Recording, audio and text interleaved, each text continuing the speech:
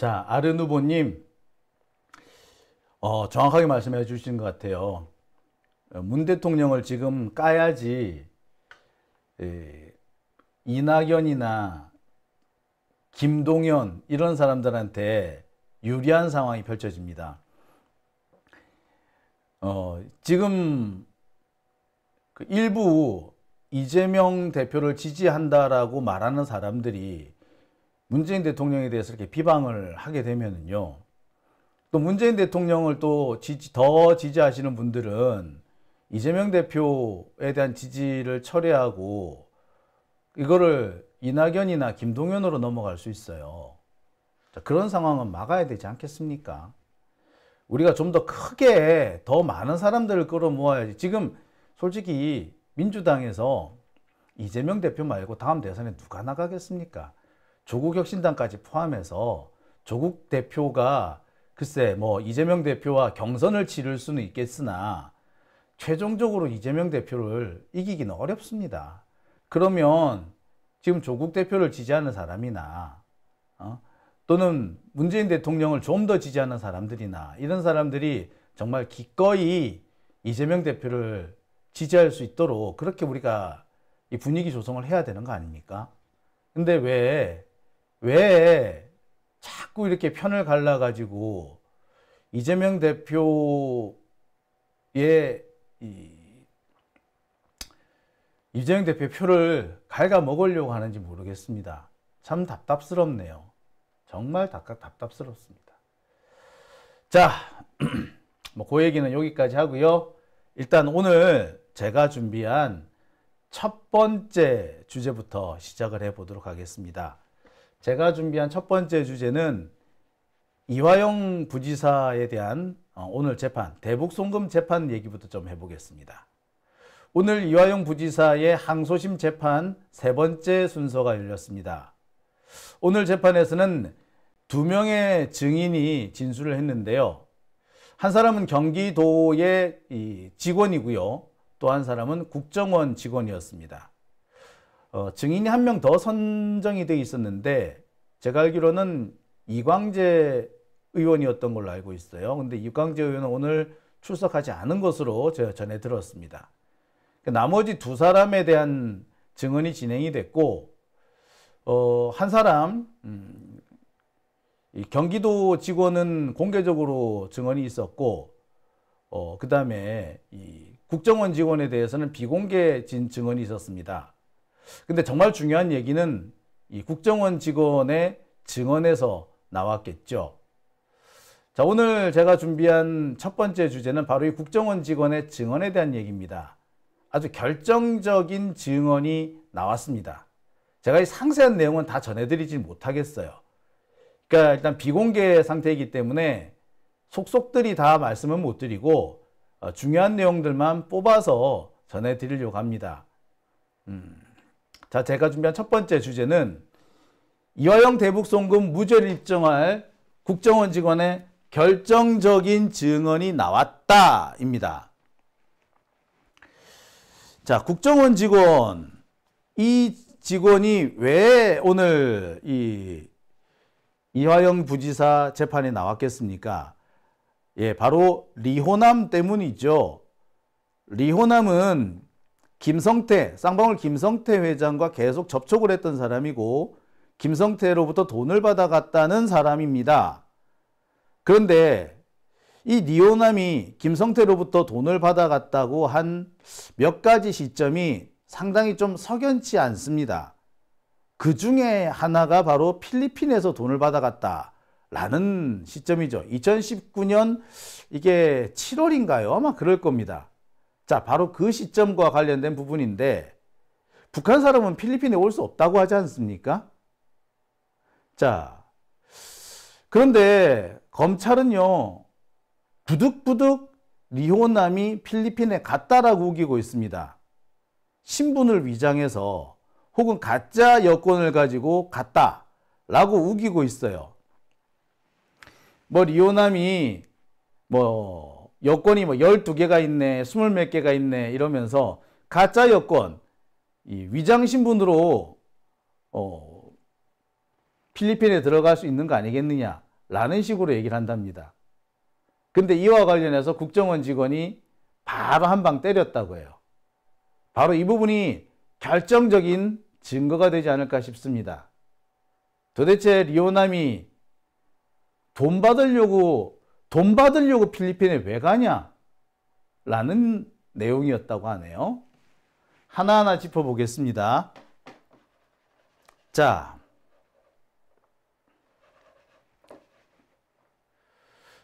말씀드렸다시피 오늘 이화영 부지사의 항소심이 열렸습니다. 세 번째고요. 수원고법에서 열렸습니다. 오늘 증인은 두 사람이었습니다.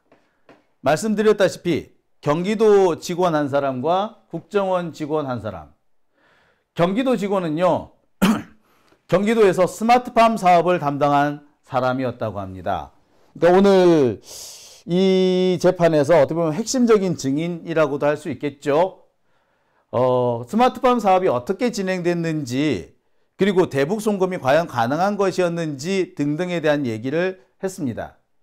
그리고 국정원 직원의 증언이 있었는데요. 자, 이 국정원 직원의 증언이 아마 제일 핵심적인 부분이 아닐까 싶습니다. 하지만 국정원 직원뿐만 아니라 이 경기도 직원 역시 중요한 얘기를 하고 갑니다. 경기도 직원이 오늘 했던 얘기, 저 스마트팜 담당 직원의 주장은 이겁니다. 경기도가 북한의 스마트팜 사업을 지원하기는 했지만, 지원하겠다는 의사를 여러 차례 밝히기도 했지만, 이거는 어디까지나 유엔의 대북 제재가 해제가 되는 것을 전제로 한 거였다. 그렇죠. 경기도가 북한에 지원을 한다면 기본적으로 유엔 제재가 해제가 되지 않으면 할 수가 없어요. 유엔 제재는요.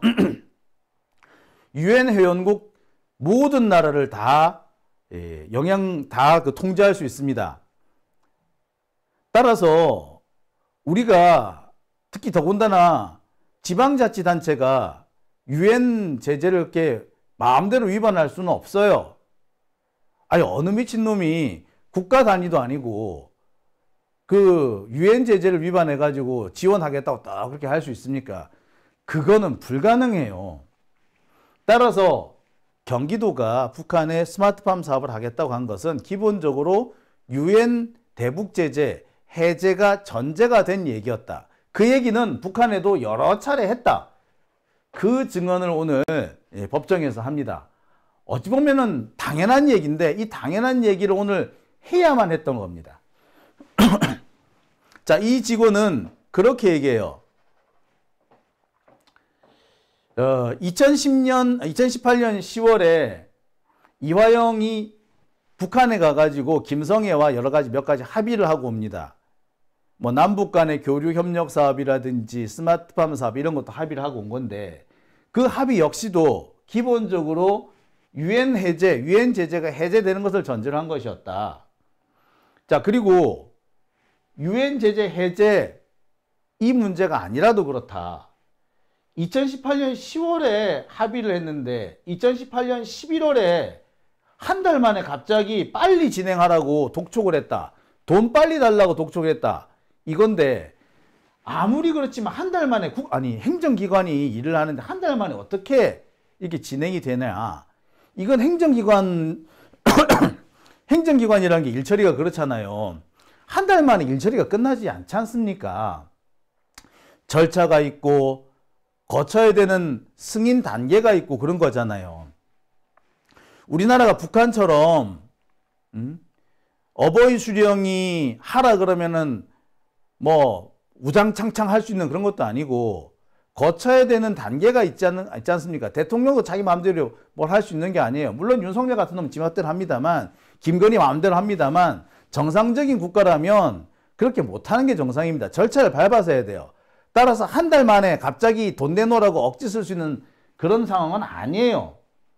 그런데 이게 어떻게 말이 되느냐, 이 얘기를 오늘 경기도 공무원이 합니다.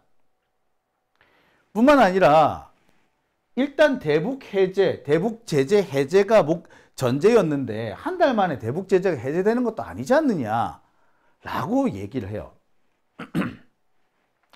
여기에 이 경기도 직원은 몇 가지 증언을 더 합니다.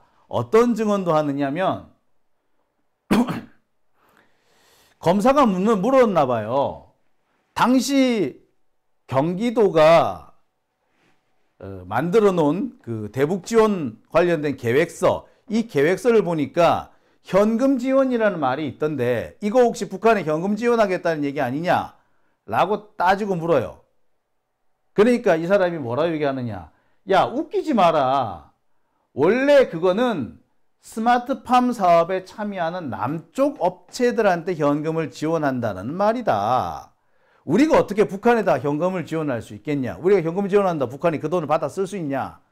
우리는 그렇잖아요. 경기도가 가지고 있는 돈은 우리나라 돈, 원화를 갖고 있잖아요. 근데 원화를 북한에 준다고 해서 원화를 북한이 쓸 수 있어? 못 쓴다고요. 그런데 경기도 같은 이런 지방자치단체가 환전을 이렇게 쉽게 할 수 있느냐? 그거 함부로 환전 못 해요. 지방자치단체는 함부로 환전도 못 해요. 그것도 법에 정해져 있어요. 그것도. 큰일 나요, 잘못하면. 정해진 여비만큼 해야 되고, 그것도 그 관련된 외환관리법에 따라서 해야 돼요. 그 함부로 환전하면 큰일 나요. 자, 따라서 스마트팜 사업에 참여하는 남쪽 업체들한테 현금을 지원할 수 있다는 말이고, 기본적으로 기술 지원이나 건설 지원을 한다는 것이지 현금 지원한다는 것이 아니다 라고 딱 잘라서 말을 합니다. 이게 오늘 경기도 직원의 증언 내용입니다. 핵심적인 내용은 이거였어요. 그러니까 검찰은 어떻게든 간에 이 당시 경기도 직원으로부터 현금 지원을 할 수도 있다, 뭐 할 계획이 있었다, 이런 얘기를 뽑아내려고 했었는데 그 계획은 완전히 무산돼 버린 거죠. 자, 그리고 비공식적으로 비공개 증언을 한 사람이 바로 국정원 직원이었습니다. 이 국정원 직원은 뭐라고 얘기를 하느냐? 자, 이 국정원 직원한테 뭐 검찰이든 재판부든 혹은 변호인이든 질문의 핵심은 과연 리호남이 필리핀에 갈 수 있느냐? 라는 데 집중이 된 겁니다. 과연 리호남이 필리핀에 갈 수 있느냐? 자, 이게 뭐냐면요. 2019년인가요? 2019년 7월인가요? 경기도가 이 아태평화협의회하고 필리핀에서 그 위안부 관련된 국제 행사를 하나 열죠. 그 행사에 북한 대표단이 초청받아서 참석합니다. 왜 필리핀에서 열었느냐 하면은 위안부 피해국 중에 필리핀이 포함되어 있어요. 위안부 피해국 중에는 우리나라가 제일 큰 피해를 입었지만 중국하고요, 대만, 호주, 필리핀 이런 나라들이 이 피해국으로 포함이 되어 있습니다. 그래서 필리핀도 이 피해 당사국이 되는 거예요. 그래서 그 회의가 필리핀에서 열린 겁니다. 이 회의에 북한 대표단이 6명 참여를 했습니다. 그랬는데 북한 대표단에 포함되지 않았던 리호남이 대표단에 포함되지 않았던 리호남이 과연 필리핀에 갈 수 있느냐는 거죠. 검찰은 리호남이 당시 그 국제회의에 참석해가지고 이 김성태로부터 70만 달러를 현금으로 받아서 갔다라고 주장을 합니다.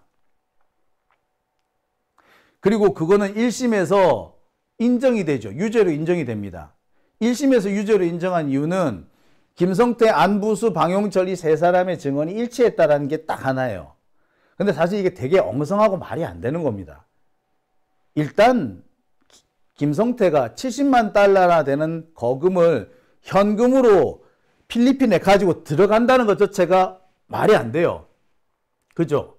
70만 달러면은 꽤 많이 양이 많단 말이야. 70만 달러면 얼마입니까? 예, 그거 제가 알기로는 그게 아마 한 10억 가까이 될걸요. 한 9억 정도 되나요? 꽤 많은 돈입니다. 그거를 글쎄 아무리 작게 해도 꽤 돈이 되는데 그걸 어떻게 현금 다발을 가지고 비행기를 탄다거나 이거 공항을 통과하는 거 불가능합니다. 여러분도 아실 거예요. 다 아세요. 그죠? 근데 일단은 김성태가 그 현금을 가지고 필리핀에 가는 것도 웃기고, 자, 그 돈을 현금을 받아가지고 리오남이 필리핀을 빠져나오는 것도 웃깁니다. 말이 안 되죠. 자, 어쨌거나 리오남이 필리핀에 갈 수나 있느냐? 갈 수가 있느냐? 없다는 거죠. 국정원 직원은 이 질문에 뭐라고 얘기를 하느냐? 가능성이 0%는 아니다. 하지만 현금을 받으려면 안전한 중국이나 홍콩 등 다른 곳도 있는데, 거기가 훨씬 편한데 굳이 신분 노출의 우려도 있고 또 위험한 필리핀에 가가지고 그 돈을 받겠느냐 라고 얘기를 합니다. 아, 그렇죠. 중국에서 현금을 받으면 그냥 압록강만 넘어가면 되잖아. 하지만 필리핀에서 현금을 받으면 그 돈을 뭐 은행에 넣든지 어쩌든지 해가지고 하여튼 어떻게 다른 수법을 써가지고 공항을 통과하면 안 돼. 동항에서는 현금을 들고 탈 수 없잖아요. 여러분 아시잖아요. 비행기 현금 들고 탈 수 있어요? 못 타요. 뭐 아는 사람 다 알잖아. 그럼 어떻게 됩니까? 70만 달러를 은행 계좌에 또 입금을 시켜야 돼. 근데 북한 사람이 필리핀에서 은행 계좌를 만들어? 말이 안 되는 거 아닙니까? 아무튼 이 국정원 직원은 가능성이 0%는 아니지만 현금을 받으려면은 중국이나 홍콩 등 안전하고 용이한 곳이 다 있는데 굳이 필리핀에서 왜 가냐? 필리핀은 신변상으로도 위험하고 노출 우려도 있고 거기서 받는다는 건 말이 안 된다. 자, 그러니까 또 아마 그 검찰 쪽에서 물어봤나 봐요. 야, 리호남이 위조 여건이 12개인가 몇 개인가 주렁주렁 갖고 있다며. 자, 이 얘기도 어디서 나오느냐면요. 조선일보하고 뭐 좀 이상한 뭐 저 극우 신문 등에서 리호남이 그 위조 여건을 뭐 수두룩하게 갖고 다닌다. 그래서 필리핀에 신분을 노출하지 않고도 북한 국적임을 들키지 않고도 들어갈 수 있다. 뭐 그렇게 주장을 했나 봐요. 근데 야, 기껏해서 돈 받으려고 그렇게 위조 여건 이용해 가지고 그 들어간단 말이야. 그래 가지고 현금 들고 나오다 걸리 못 잘라고. 위조 여건으로 들어갔으면 또 위조 여건으로 위조된 신분으로 계좌 개설해야 되고 이런데 무슨 바보 천치도 아니고 말이야. 하여튼 그리고 그렇게 위험한 일을 왜 합니까? 중국에서 하면 위조 여건도 필요 없이 되는 건데 안 그래요? 그죠? 자, 근데 어쨌거나 지금 조선일보라든지 뭐 국힘당 쪽에서는 뭐라고 주장하냐면 리오남이 위조 여건 12개씩 갖고 있지 않냐. 그러니까 뭐 얼마든지 들어갈 수 있지 않느냐. 막 이렇게 물었던 모양입니다. 그랬더니 이 국정원 직원이 뭐라고 답하느냐. 이 사람 답이 상당히 재밌어요. 뭐라고 했던 것 같아요? 세계 각국에서는 출입국 시스템을 잘 갖춰놓고 있다. 그리 허술하지 않다. 라고 얘기했다고 합니다. 그죠? 제가 보기에도 그 말이 맞는 것 같아요. 참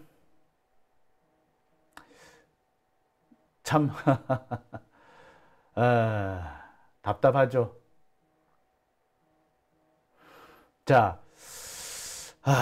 이 얘기를 보면서 저도 참 답답하고 당황스러웠습니다. 근데 그러네요. 어처구니가 없네요. 그러니까 그렇죠. 사실 이 얘기는 국정원 직원이 아니라 저도 할 수 있는 얘기 아닐까 싶어요. 그죠? 네. 자, 오늘 이렇게 이화영 부지사 재판이 이렇게 열렸다는 소식을 제가 전해드립니다. 자, 오밤중의 뉴스 함께하고 계신 지금 시각이 11시 36분이고요. 방송을 한참 하고 있는데 전화가 오고 있습니다. 어떤 전화인지 제가 좀 확인을 해봐야 될 것 같아요. 뭐 중요한 얘기를 하고 있는데 전화가 오는 거 봐서 중요한 내용일 수도 있을 것 같아서요. 잠시 확인을 해 보겠습니다. 여러분 혹시 모르니까 조금 기다려 주시기 바랍니다.